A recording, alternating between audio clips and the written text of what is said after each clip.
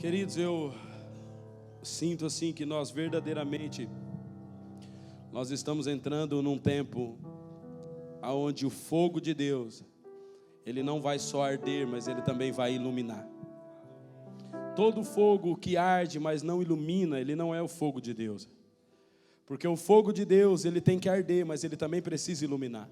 Repita comigo: fogo serve para trazer clareza.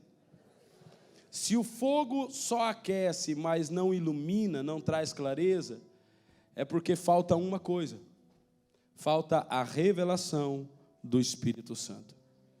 A Bíblia diz no livro de Lucas, capítulo 24, ou 25, se não me engano, 2 discípulos estavam saindo de Jerusalém para o caminho de Emaús, e enquanto Jesus estava com eles, eles não reconheceram Jesus, mas o coração deles estava queimando. E nos últimos meses essa palavra tem gerado em mim uma indignação, porque eu digo: Jesus, eu não quero mais sentir o fogo que me faz pular, gritar, sem perceber a tua presença. Eu prefiro ficar quietinho, mas ter a plena certeza absoluta que o amor da minha vida está comigo. Ter a convicção de que o Senhor Jesus está entrelaçado nas minhas entranhas. Eu acho que o que defraudou um pouco a adoração foi a falta da percepção. Foi sentir o fogo, mas não ter clareza. Foi ter o fogo que aquece, mas não ter o fogo que clareia. Então a gente vai para um culto, a gente sente aquele fogo porque a presença está ali, mas a gente não sabe nem de quem que é a presença. Nós não conseguimos discernir.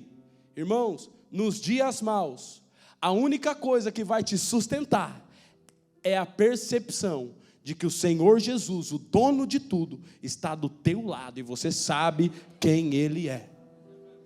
Se você não tiver uma percepção clara da presença, dificilmente você vai conseguir orar, ser devoto, servir, adorar. Dificilmente.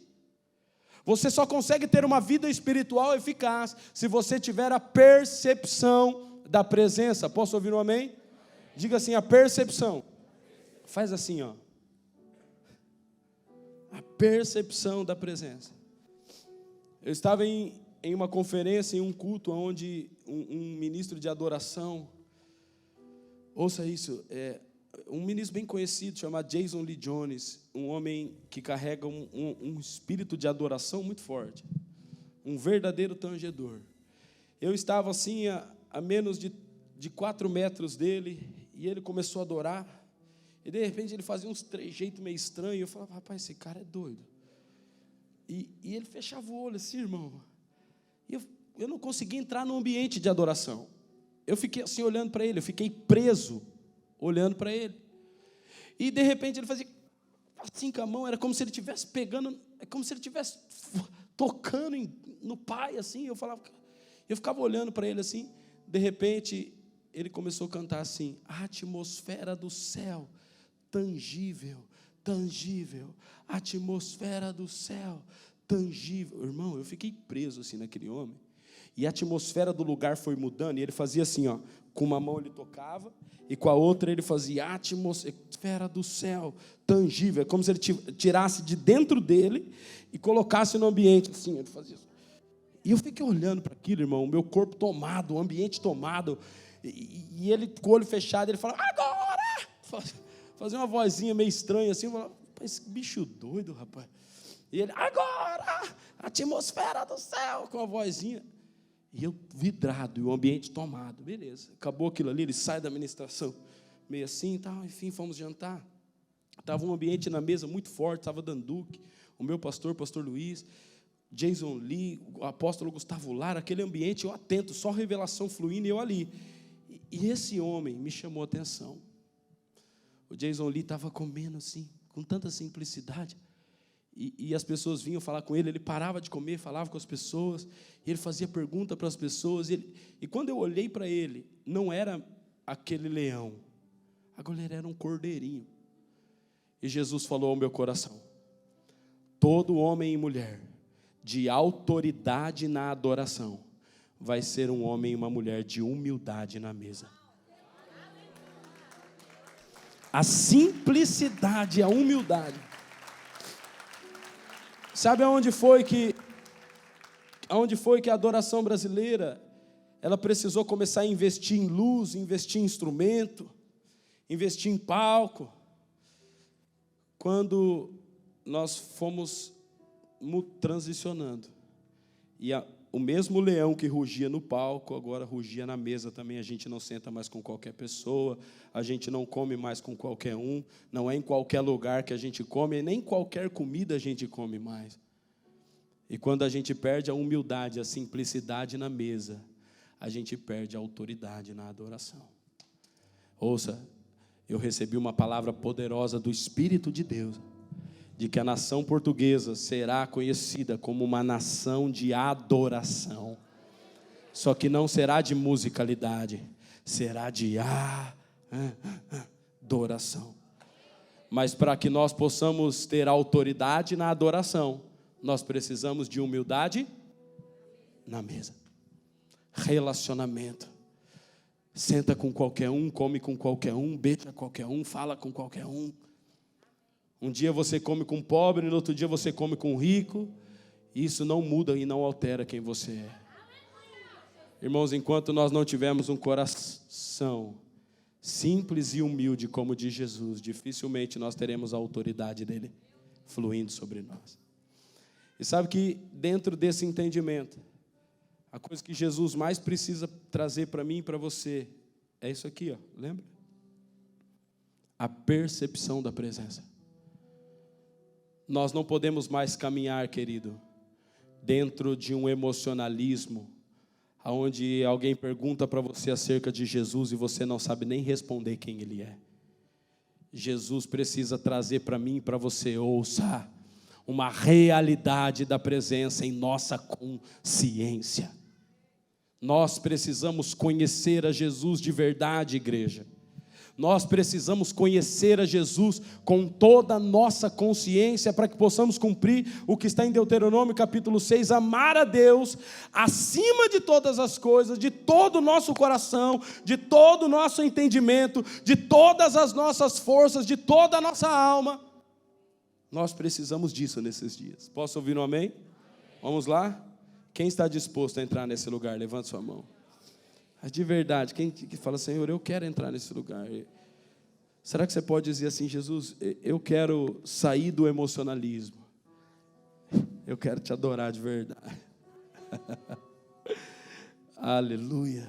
Abra sua Bíblia comigo, querido. Abre no livro de 2 Samuel, capítulo 6. E Jesus vai nos dar um mapa para chegar nesse lugar aí.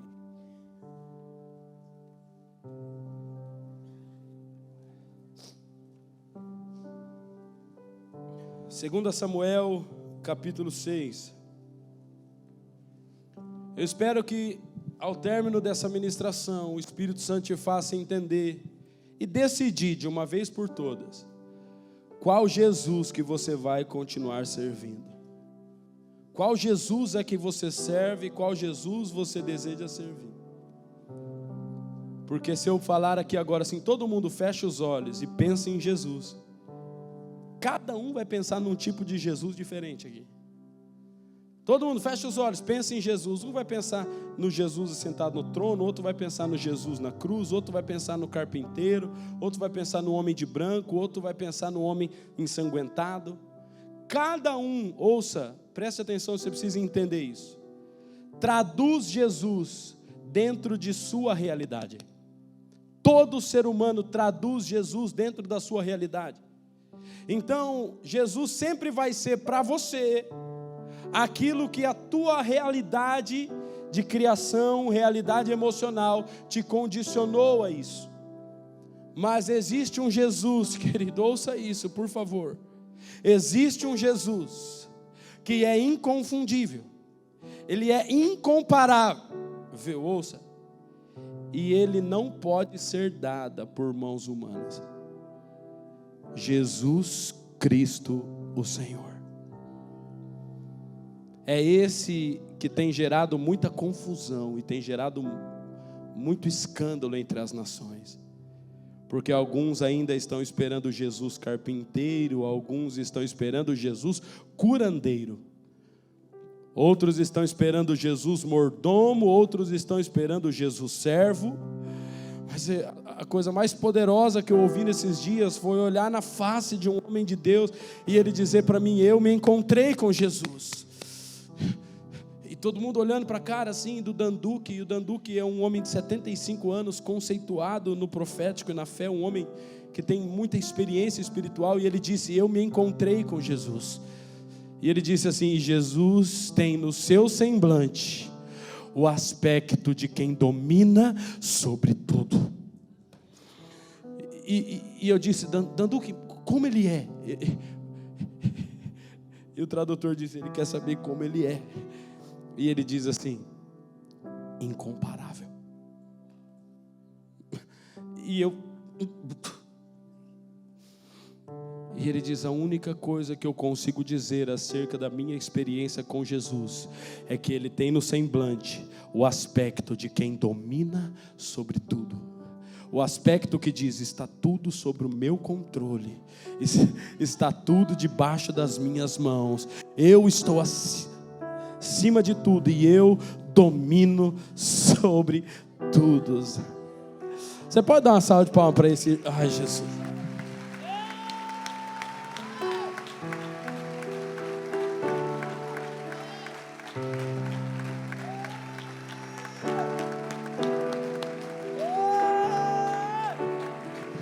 Esse é o nosso Jesus, querido. Calma aí, eu já estou chegando no final, mas era para mim começar pelo começo. Vamos lá! 2 Samuel capítulo 6. Obrigado, Espírito Santo. A partir do versículo 12 diz assim: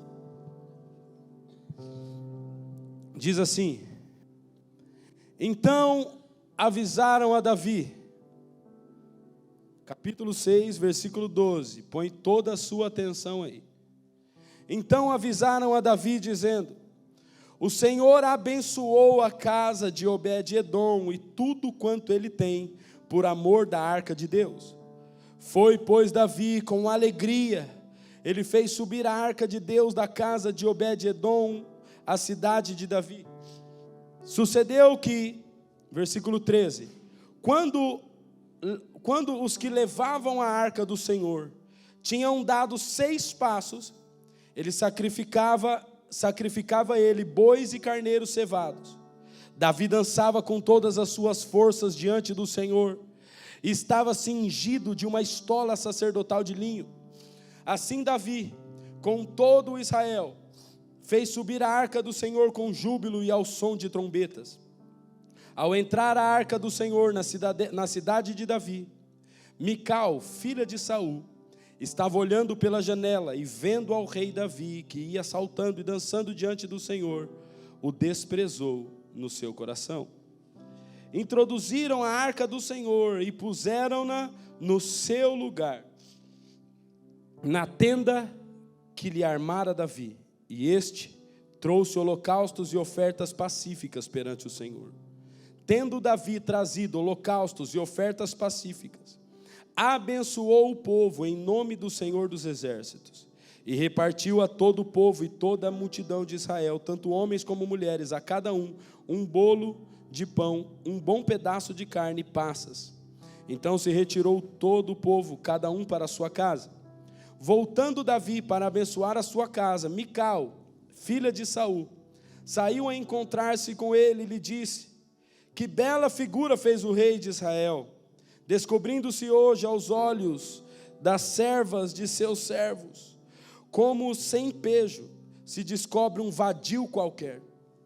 Disse, porém, Davi a Mical perante o Senhor, que me escolheu a mim, antes do que a teu pai e a toda a sua casa, mandando-me que fosse chefe sobre o povo do Senhor, sobre Israel, perante o Senhor, eu me tenho alegrado. Versículo 22. Ainda mais desprezível eu me farei, e me humilharei aos meus olhos. Quanto às servas de quem falastes, delas eu serei honrado. Mical, filha de Saul, não teve filhos até o dia da sua morte. Sucedeu que, habitando o rei Davi em sua própria casa, tendo-lhe o Senhor dado descanso de todos os seus inimigos ao redor. Até aí. Espírito Santo, obrigado pela tua palavra. Jesus é o teu nome, é a tua igreja. Espírito é a tua palavra. Obrigado. Amém. Querido, esse texto remete ao meu coração um mapa. E nós vamos destrinchar isso junto aqui para entender aonde é que o Senhor Jesus deseja nos levar e nos condicionar nesses dias.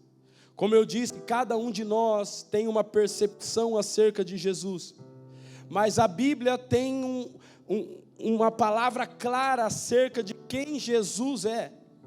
E se você olhar para os evangelhos, o livro de Mateus, Marcos, Lucas e João, você vai ver que por diversas vezes, quando Jesus se manifestava, e os demônios sabiam quem era Jesus, os demônios iam falar, tu és o Cristo. Jesus falava, cala-te.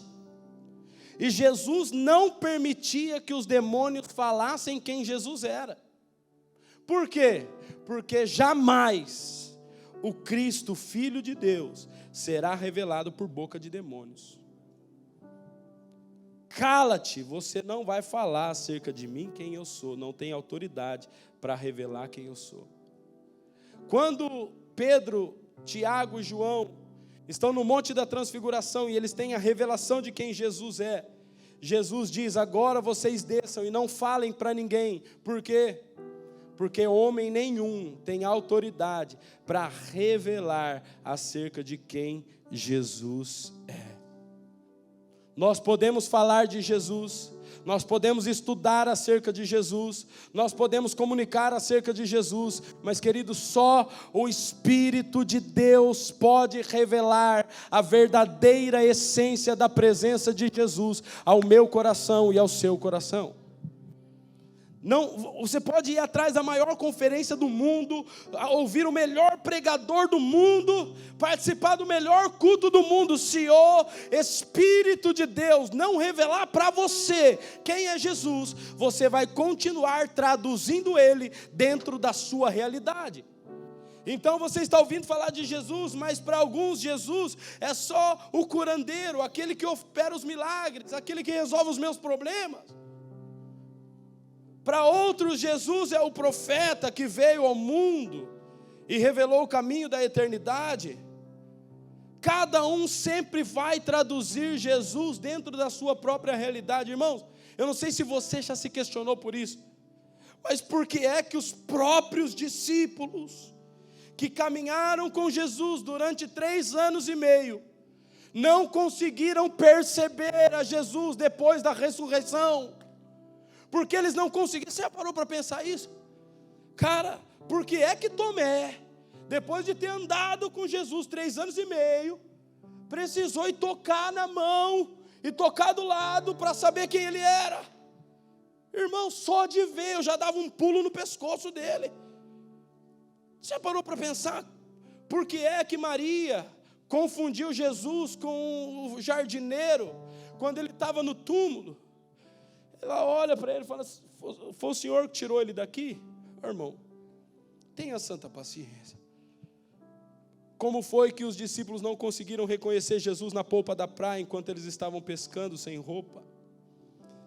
Querido, como é que os discípulos não percebiam a Jesus depois da ressurreição? Depois de ter andado 3 anos e meio, sabe por quê? Eu vou te explicar, é isso que eu estou falando aqui. É porque eles andaram 3 anos e meio com Jesus terreno, e quando eles estavam esperando Jesus, eles estavam traduzindo Jesus dentro da realidade que eles tinham vivido. Então eles estavam ainda procurando Jesus que fica curando as pessoas, o Jesus que liberta, o Jesus que multiplica pão. Eles ainda estavam procurando Jesus curandeiro, Jesus que ressuscita morto, Jesus que anda sobre as águas. E Jesus estava falando assim, ei, eu não sou mais o Jesus que você ouviu a vida inteira. Eu não sou mais o Jesus que a sua mãe contou na história de quadrinho para você desde pequenininho. Chegou a hora que você, ouça, pessoalmente, precisa ter uma experiência de revelação com a minha presença.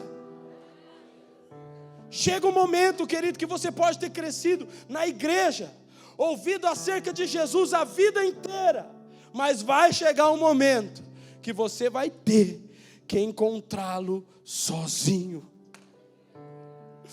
O problema, irmãos, da gente falar de fogo, fogo, fogo, fogo, e não ter clareza das coisas que estão acontecendo, mas a gente está queimando, mas a gente não tem clareza.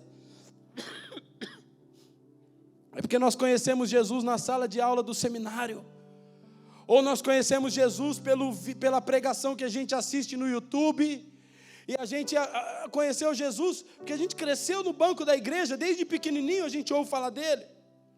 E o meu filho tem 4 anos, e se você perguntar as histórias de Jesus, ele deve saber praticamente todas. E aquilo, eu olho para o Pedro, eu vejo o Pedro repetindo para mim as histórias que a mãe dele conta para ele todo dia. Eu falo, sim, ele já está conhecendo Jesus que cura, que liberta, que protege, mas vai chegar uma hora que ele vai precisar conhecer o Jesus que domina sobre tudo, o Jesus que governa sobre todas as coisas, o Jesus que vem para governar as nações da terra, o Jesus que é chamado de Senhor.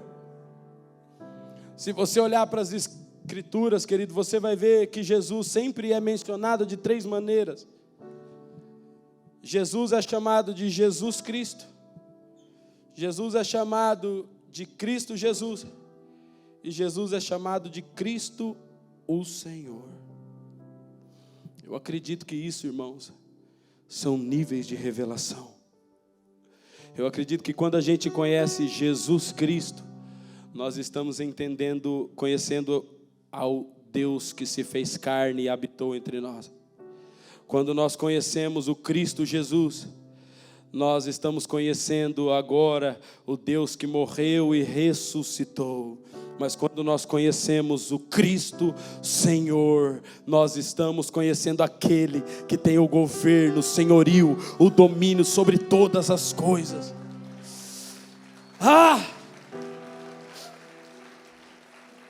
Eu acredito que o problema não está...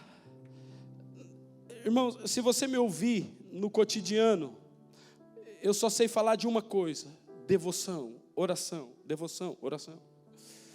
E durante algum tempo Jesus disse para mim: filho, ensine um homem a orar e você não vai precisar ensinar mais nada para ele. Ensine um homem a orar e você não vai precisar ensinar mais nada para ele. Porque, querido, não é mérito que eu vou dizer, mas a minha escola foi a oração.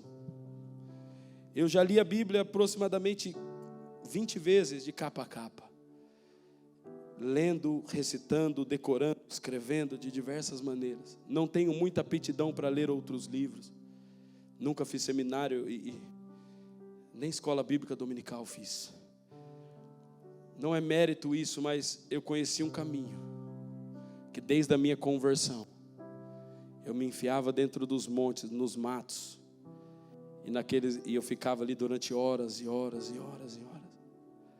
Aquilo me conduziu a ter as minhas próprias experiências com Jesus. E até hoje eu faço a mesma coisa.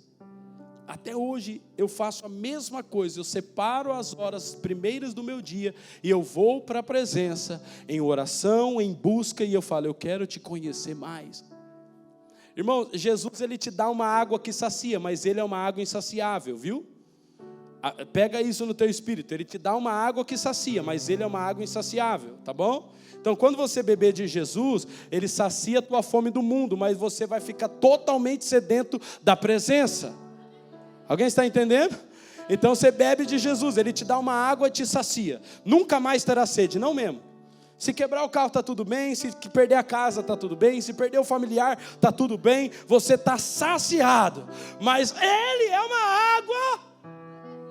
Ele é uma água que não sacia. E é terrível isso, cara. Você fica doente. Você fica louco. O Marcelo estava falando. Eu cheguei de viagem Eu estava no fuso horário e de madrugada eu não dormia, eu acordei, eu estava lá na sala, ele acordou, eu estava lá na sala, na mesa. E essa madrugada também, minha esposa falou, amor, você vai pregar amanhã, você dorme. E era 00:30, eu estava na sala da minha casa chorando, eu falando, Jesus, me deixa dormir, cara. Eu vou pregar amanhã cedo, Jesus. Deixa eu descansar, Jesus. O meu relógio toca 5 horas da manhã, deixa eu descansar. Jesus, me larga. Sabe aquele grude? Eu faço, ai. Ele é uma água que sacia, mas Ele te dá a água que sacia, mas Ele é uma água insaciável. Ouça, não vou enganar você, não vou te enganar. Quanto mais você beber, mais dependente você fica. Quanto mais você bebe, mais dependente você fica.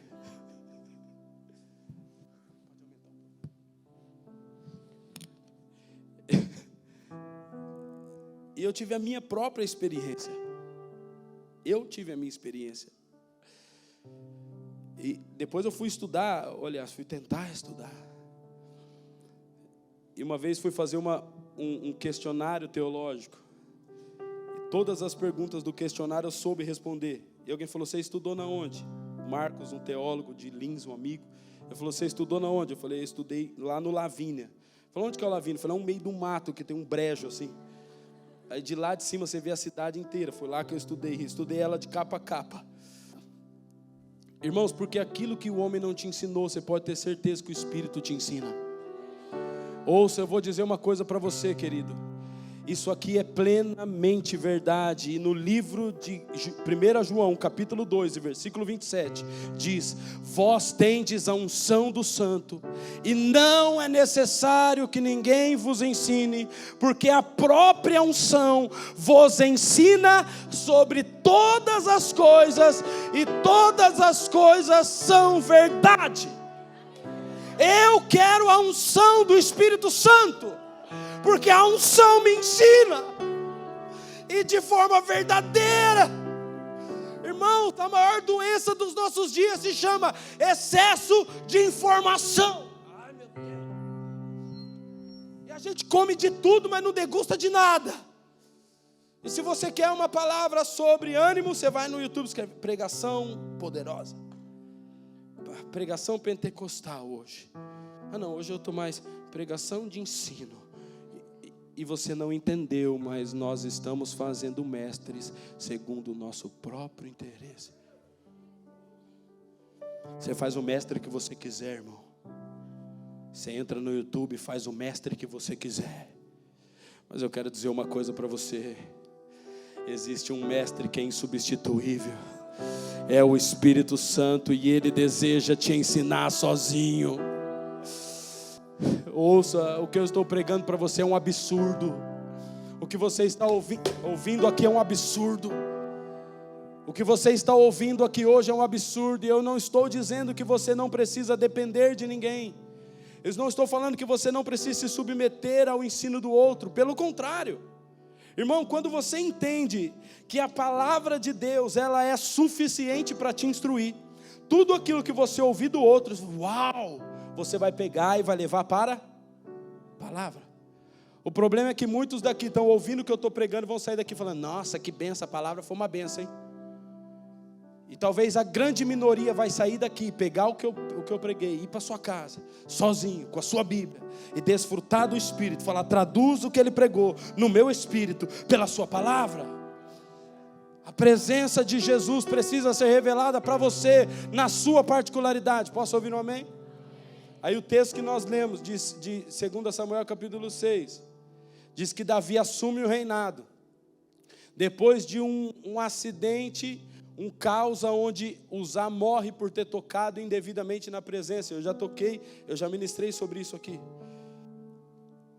A arca fica na casa de Obed-edom 3 dias, 3 meses, e durante 3 meses tudo que ele faz prospera. Davi volta, e Davi agora vai levar a presença, ou a arca, ouça, da casa de Obed-edom até a cidade de Davi. Essa distância são 25 quilômetros. Ele está com uma comitiva sacerdotal, uma comitiva levítica. ele pega a arca, entendeu que a arca não pode ser carregada sobre os carros de boi. Sabe por quê? Quem estabeleceu o padrão de carregar a arca em cima do carro de boi foram os filisteus. Quando os filisteus devolvem a arca para o povo de Israel, foram eles que inventaram a história de colocar a arca sobre um carro de boi e mandar para o povo de Israel. E eles falaram, bom, se a arca chegou até aqui desse jeito, então ela vai adiante da mesma maneira. E muitos de nós estamos andando assim. O que nos emocionou há 10 anos atrás está nos matando hoje, irmãos. Aquilo que foi emocionante para você, impactante para você há 10 anos atrás, está matando você hoje. Por quê? Agora eu uso uma frase do meu amigo Nilson Júnior, ele diz, porque aquilo que te trouxe até aqui não é suficiente para te levar adiante. Quem estabeleceu a condução da arca pelo carro de boi foram os filisteus. Davi fala, não, ouça, quem precisa ditar o ritmo não é o padrão do mundo, é o padrão das escrituras. E Davi vai para a escritura questionar, como trarei a minha arca de Deus? Depois de 3 meses estudando a lei, ele entende que a arca precisa ser conduzida sobre os ombros dos levitas. Então ele volta na casa de Obed-edom, ele pega a arca, coloca sobre os ombros do levita, e preste atenção, a cada 6 passos, 1, 2, 3, 4, 5, 6, descia a arca, danças, cânticos e júbilo em volta da arca.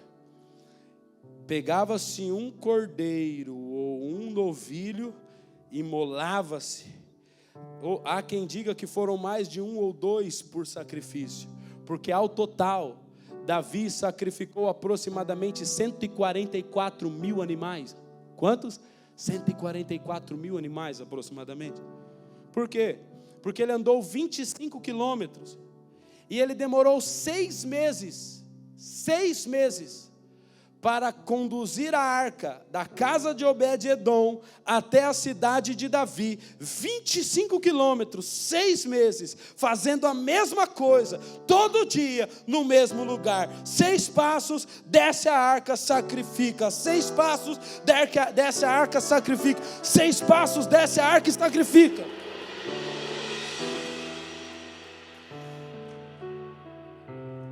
Você pegou no teu espírito ou eu preciso traduzir? Vou traduzir para você. O problema é que a nossa geração quer conduzir a presença sem sacrifício e sem constância. Irmãos, para conduzir a presença não pode ter pressa. É bem ali, mas tem um modelo correto para fazer. 25 quilômetros em cima do carro de boi, chegava em 1 dia e meio. Mas no lombo do sacerdote, oferecendo o sacrifício, demoraram 6 meses.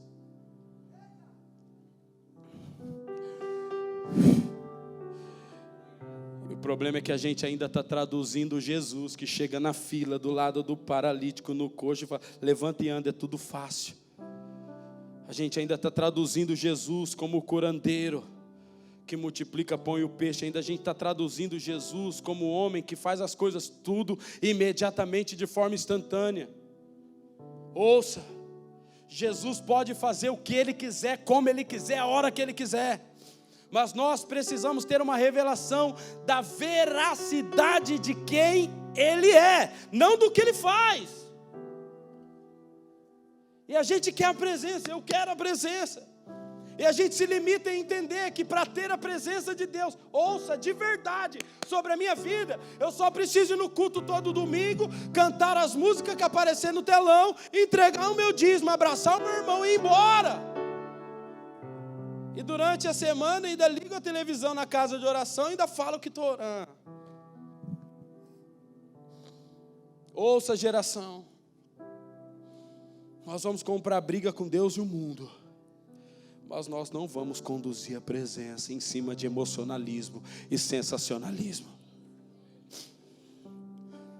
Custe o que custar, mas a presença precisa ser conduzida sobre os nossos ombros. Ouça, e de forma constante.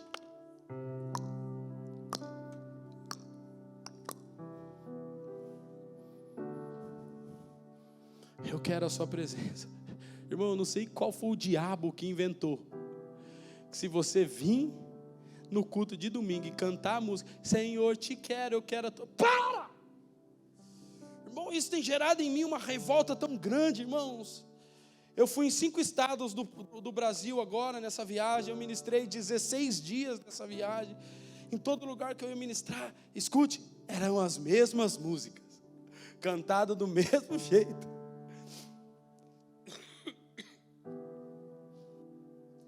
E as pessoas choravam igualzinho. E umas até se chacoalhavam igualzinho.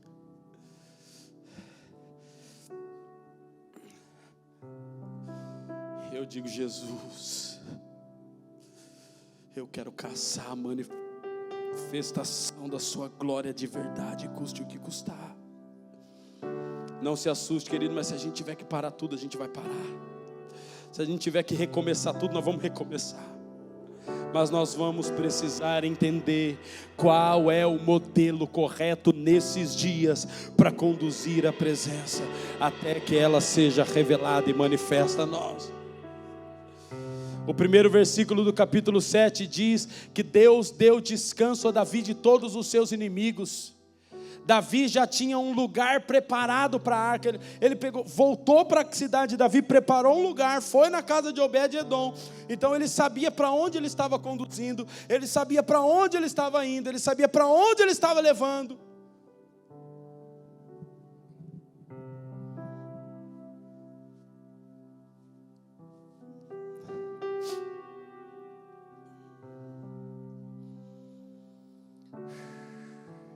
E nós?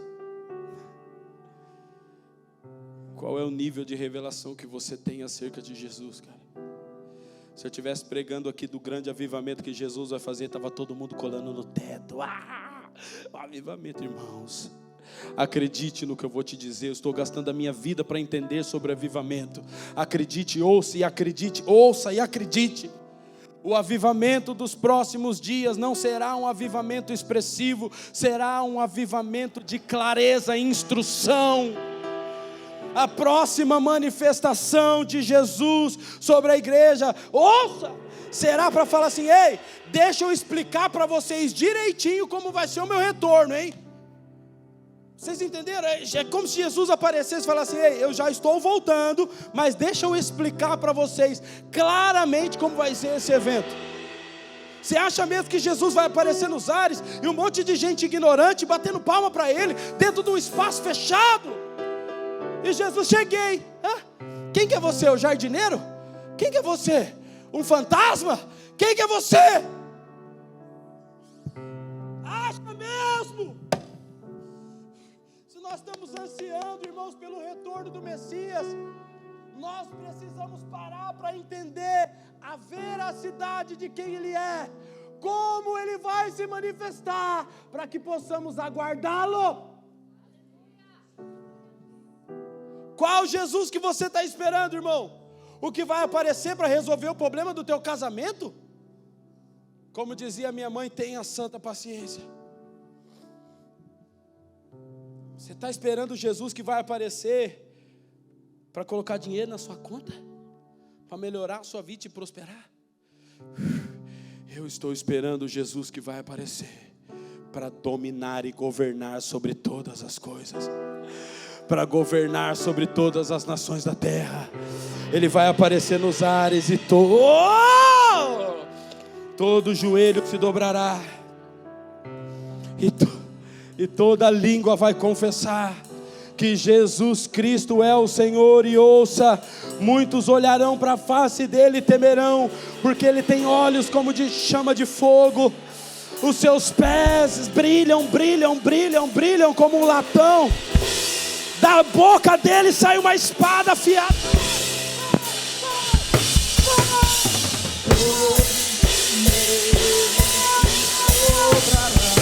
Uma espada afiada, e na sua coxa está escrito: Rei dos Reis.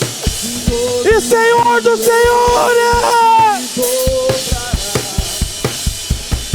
Ele é o Rei.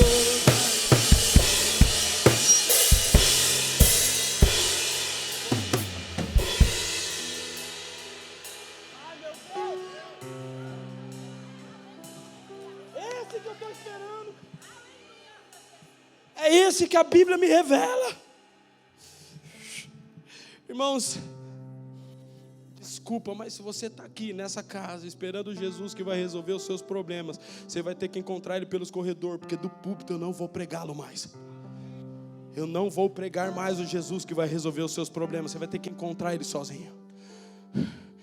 Irmãos, não dá mais para conduzir a igreja dentro de uma dependência terrena de Jesus. Eu cansei de ouvir a minha mãe falando: ai meu Deus, minha vida está tão difícil, eu preciso ir para a igreja.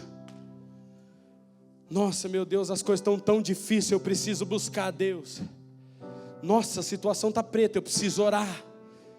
Eu cansei de ouvir a minha mãe dizendo isso a minha vida inteira. Para mim, Jesus sempre foi o solucionador de problemas.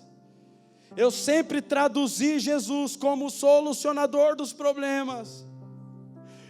Irmãos,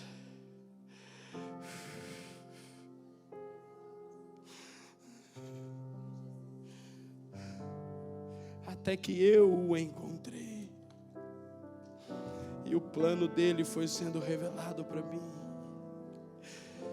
e eu fui ficando apaixonado, embriagado, faminto, sedento. Não vai ter outro combustível que vai mover você, a não ser a fome e a sede. Se você não tem cuidado, você está doente. Se você só quer estudar acerca de Jesus, cuidado, você pode estar louco. Se você só quer estudar acerca de Jesus, cuidado, você pode estar ficando louco. Mas se você às vezes fecha a Bíblia, faz, eu só quero ficar com você. E você vai.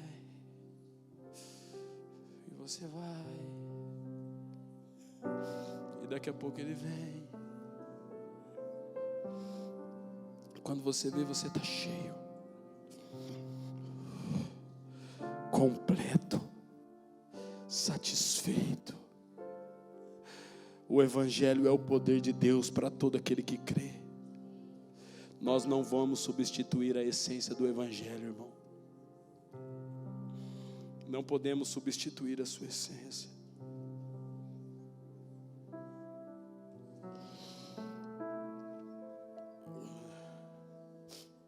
Abra sua Bíblia comigo, o livro de Marcos. Eu já vou encerrar, se Jesus permitir. Marcos capítulo 9.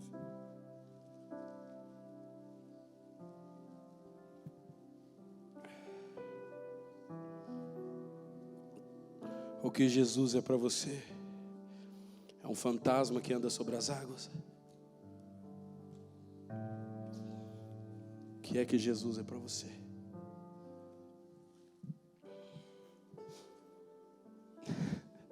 Será que Jesus é um artista que só aparece no culto e se manifesta na hora do espetáculo?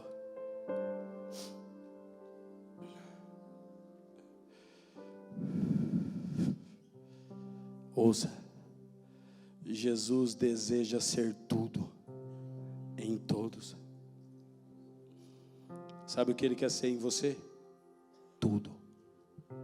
Sabe o que é que Ele quer ser para você? Tudo.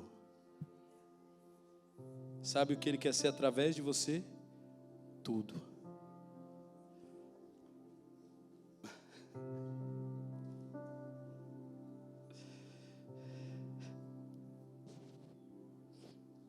Marcos 9, a partir do versículo 2. Pega essa palavra no teu espírito, deixa ela incendiar você. Deixa essa palavra incendiar você. Marcos 9, versículo 2. 6 dias depois, tomou Jesus consigo a Pedro, Tiago e João levou-os a sós à parte, a um alto monte. Foi transfigurado diante deles.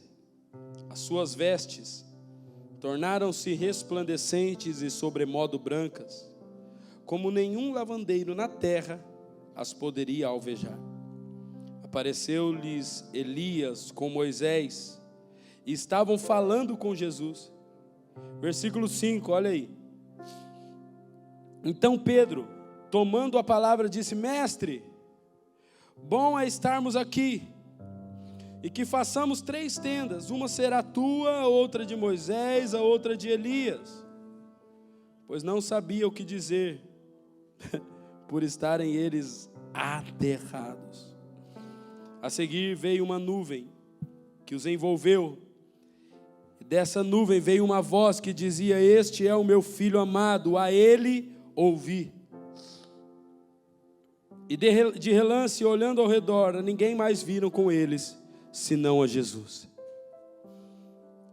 Para mim, o cenário da trajetória de Jesus mais impactante de todos é esse aqui.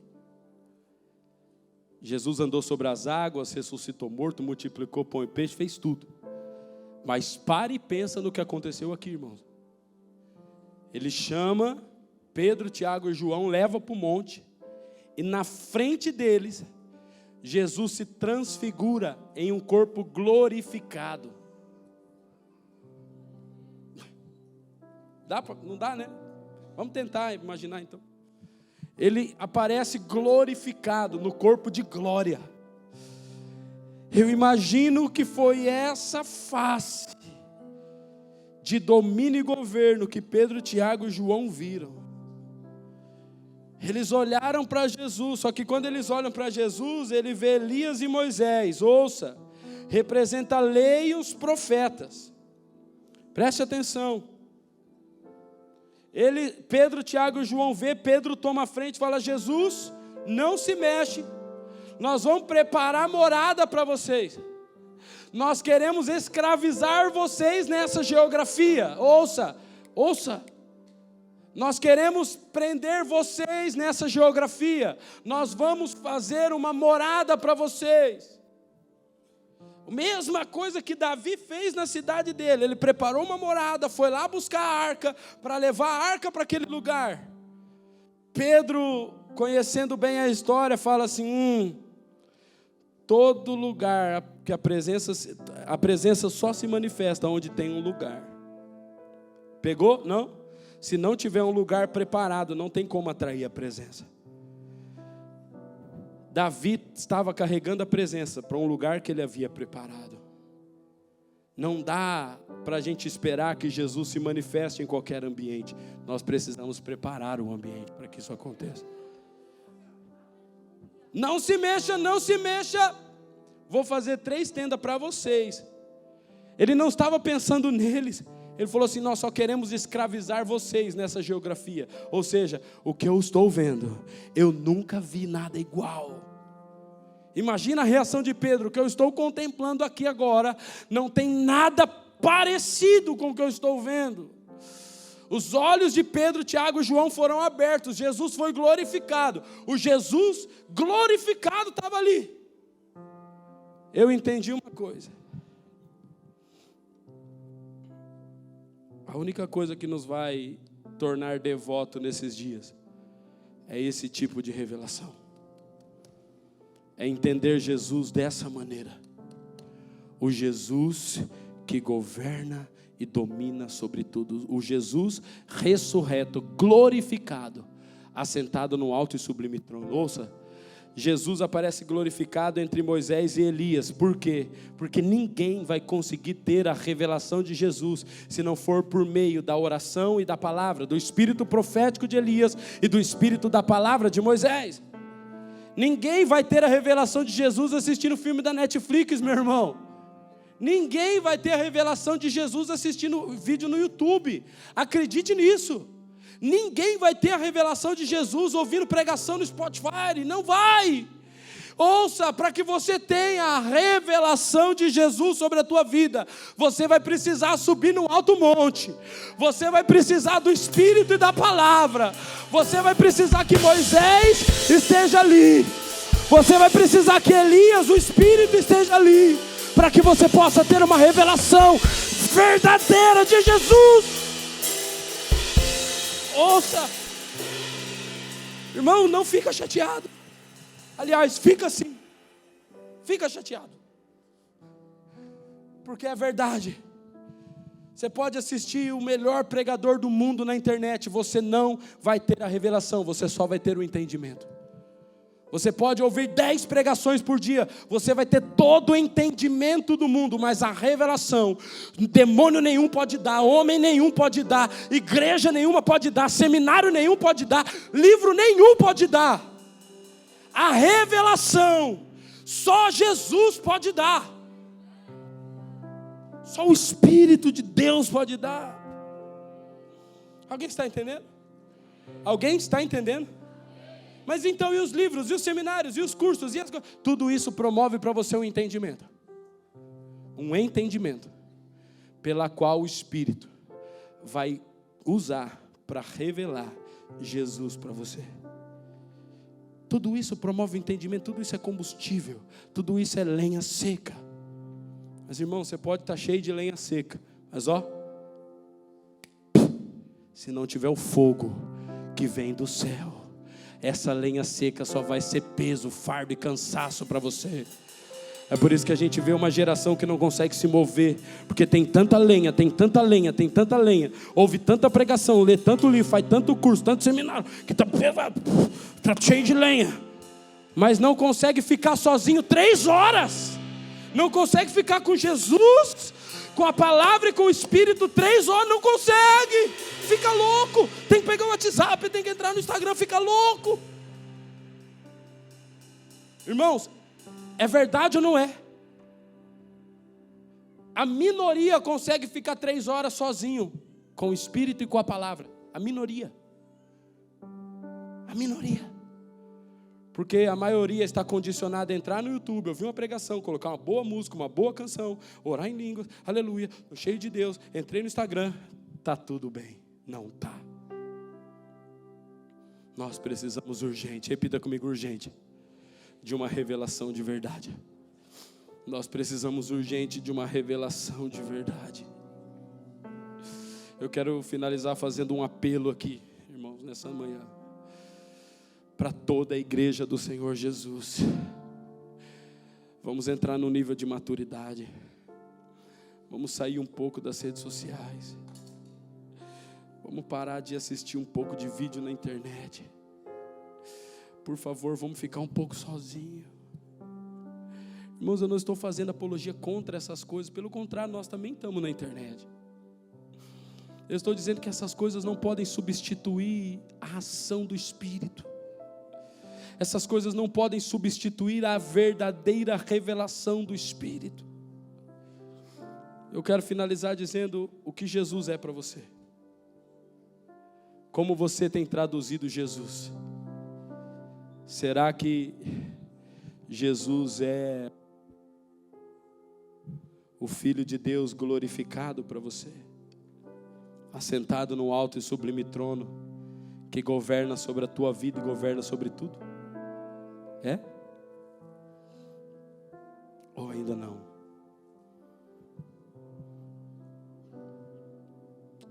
Feche os seus olhos um pouquinho. Aliás, fique em pé no seu lugar. Vamos fazer isso de forma clássica. Fique em pé. O Ministério de Louvor pode vir comigo, por favor. Eu queria que você saísse daqui com uma consciência, irmão, nessa manhã. Uma consciência verdadeira de que o Espírito de Deus quer, na particularidade de cada um, trazer uma revelação de quem Jesus é. O Cristo ressurreto e glorificado. Ouça, você pode olhar para mim aqui só mais um minutinho? Deixa eu dizer uma coisa para você. A tua vida só será conduzida em paixão, em devoção, em oração, a partir do nível da sua revelação. Pastor, por que eu não consigo orar? Por que eu não consigo buscar a Deus? Porque você acha que Jesus é o Zé da esquina, que vende pão. Então não é interessante para você. É verdade, irmão, é verdade. No seu entendimento, Jesus pode ser o ó, mas no teu espírito, Jesus é só o filho do carpinteiro que faz mesa. Por isso que buscar, para quê? Eu não tenho ânimo para buscá-lo. Irmão, você só vai perder o sono de amor. Você só vai perder a fome. Você só vai conseguir acordar de madrugada. Você só vai conseguir buscá-lo incessantemente quando ele se tornar atraente para você.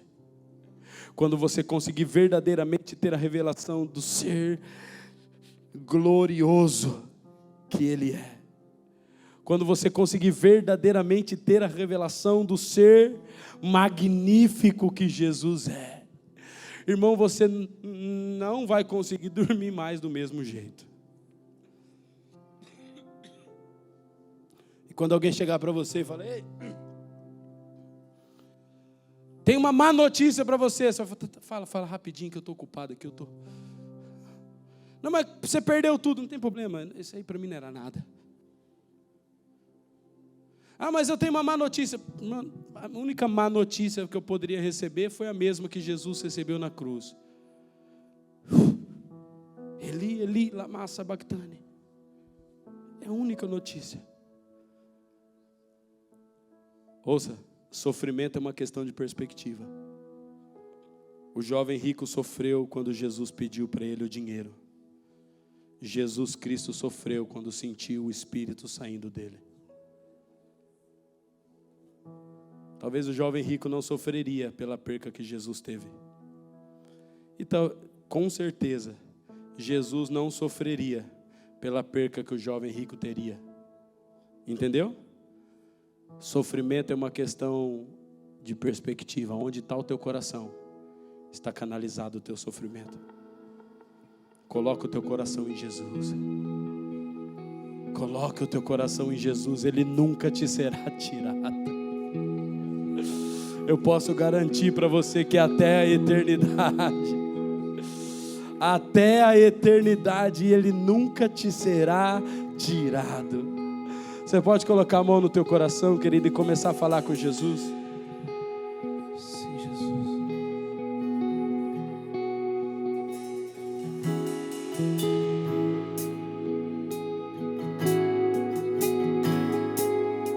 Vai falando com Jesus.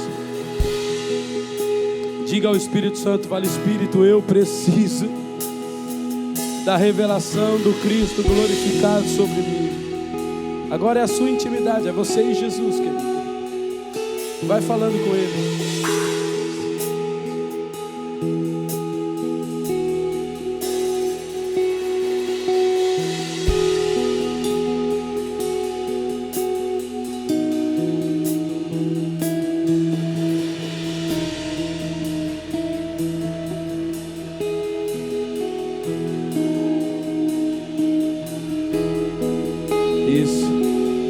Deixa o Espírito ministrar o teu coração.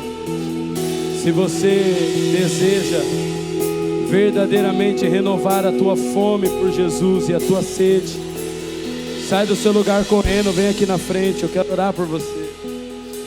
Se você diz, eu quero sentir a presença de Jesus de novo, eu quero ter fome de novo, eu quero ter sede de novo, eu quero acordar de madrugada de novo, eu quero ficar apaixonado de novo, eu quero tocá-lo de novo, eu quero ser tocado de novo. Se joga aqui na frente, querido, Jesus está aqui. Faça essa confissão pública, diga, eu quero Jesus de novo.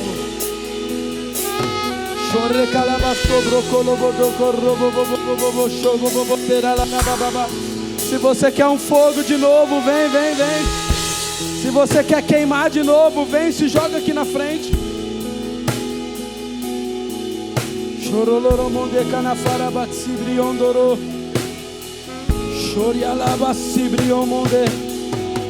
E vai se jogando nos pés de Jesus e fala: Jesus, eu quero você de novo.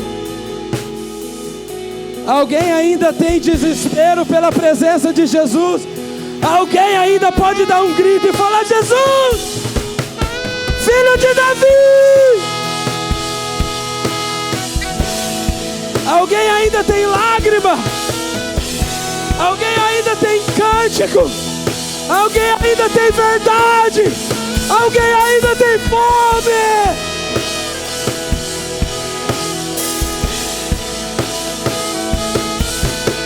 Diga: eu te quero.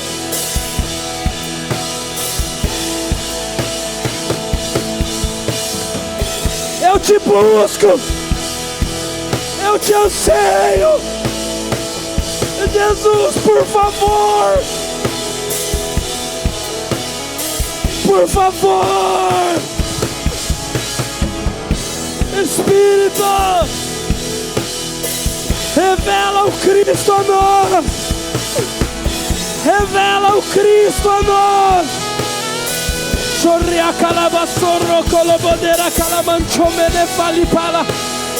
Você que ora em línguas, vai orando em mistério.